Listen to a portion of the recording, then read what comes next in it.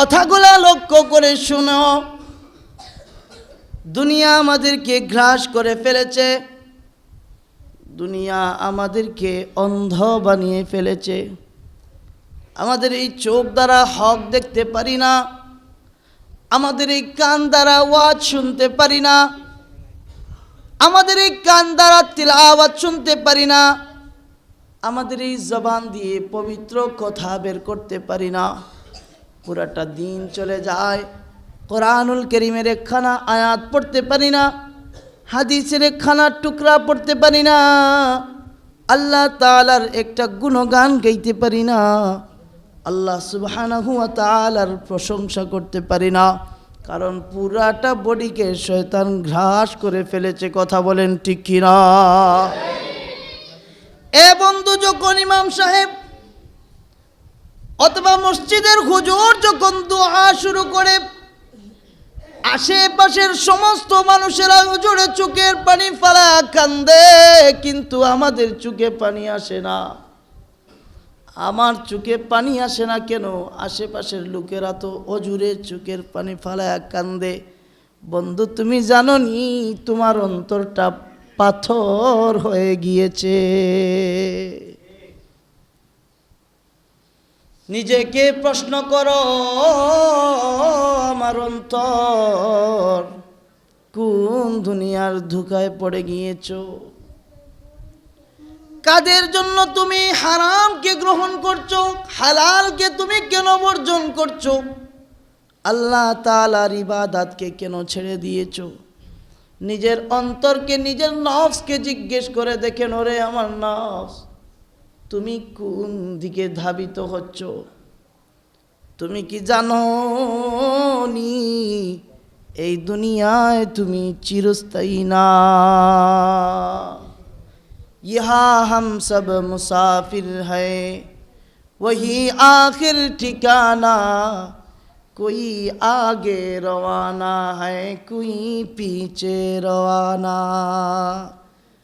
বিগত শুক্রবারে আমার কাছে খবর আসলো, আমাদের এলাকার দুই ভাই দুনিয়া ছেড়ে বিদায় নিয়ে চলে গেছে।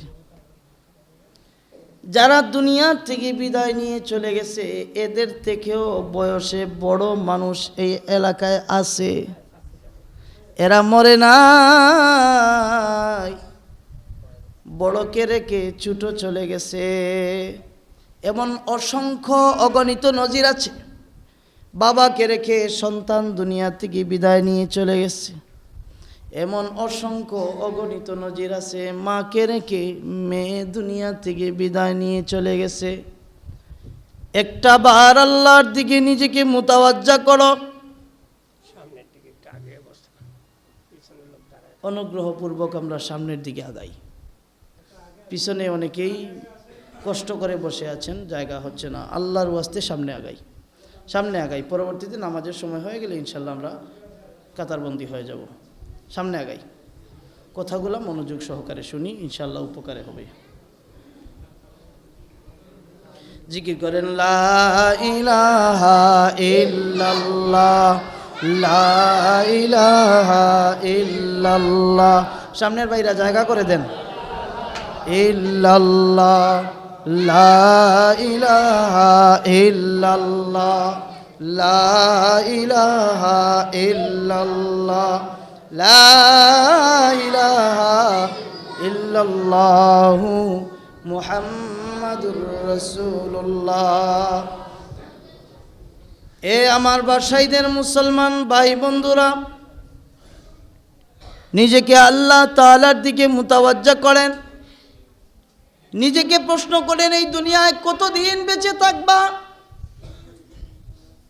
আমার সমবয়সী মানুষ আল্লাহ তাআলার ডাকে সাড়া দিয়ে দুনিয়া থেকে বিদায় নিয়ে চলে যাচ্ছে। আমার থেকে বয়সে ছোট মানুষও দুনিয়া থেকে বিদায় নিয়ে চলে যাচ্ছে। আল্লাহ বলেন, আইনামা তাকুনু ইউদরিকুমুল মাউত। তুমি যেখানেই থাকো, যেভাবেই থাকো, মৃত্যু তোমার কাছে আসবে। মত যখন আসবে, ইদা জা আজালুহুম, মানুষের মৃত্যুর সময় যখন আসবে, মানুষের আজাল যখন আসবে, লা ইস্তাখিরুনা সাআতাও ওয়ালা ইস্তাকদিমুন। এক সেকেন্ড দেরিও করা হবে না, এক সেকেন্ড আগেও নেওয়া হবে না, যখন সময় হবে তখনই নেওয়া হবে। এর মানে দুনিয়ায় চিরদিন থাকার ক্ষমতা আমাদের নাই।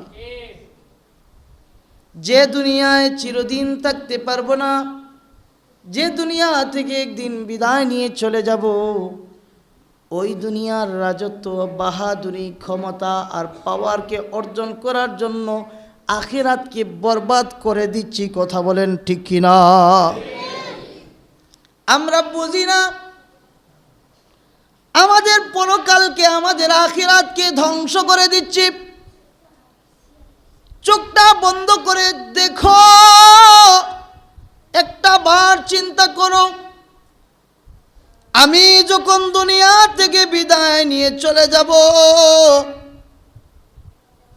আমার আত্মীয় স্বজন যাদের জন্য আমি দুনিয়ায় এত কিছু করেছি, তারা বলবে লাশটাকে ঘরের বাহিরে বের করে দাও। কথা বলেন ঠিক কিনা? আমি যাদের জন্য দুনিয়ায় এত কিছু করলাম, তারা বলবে লাশটাকে যত তাড়াতাড়ি সম্ভব ঘর থেকে বের করে দাও। কিছু আত্মীয় স্বজন বাঁশ কাটবে, কিছু আত্মীয় স্বজন কবর খননে চলে যাবে, কিছু আত্মীয় স্বজন গরম পানি মিশ্রিত, বড়ই পাতা মিশ্রিত গরম পানি দিয়ে আমাকে গোসল দিবে, কিছু আত্মীয় আমাকে 3খানা কাপড় পরাবে। দুনিয়ায় এত কিছু অর্জন করলাম, 3খানা সাদা কাপড় ছাড়া আর কোনো কিছু নেয়ার অনুমতি নাই।